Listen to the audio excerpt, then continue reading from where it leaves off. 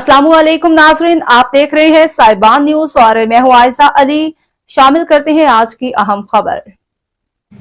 सेहत दुश्मन अनासर की शामत। DG food authority Punjab Asim Javed की सरबराही में फूड सेफ्टी टीमों का हेड मराला में क्रैकडाउन।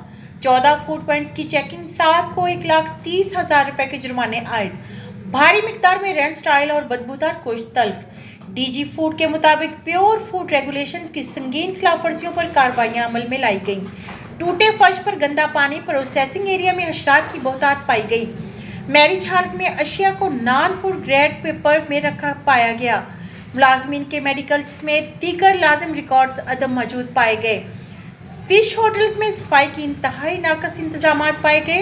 कवानीन के खिलाफ कार्रवाई करने वालों को भारी जुर्माना आयद किए गए।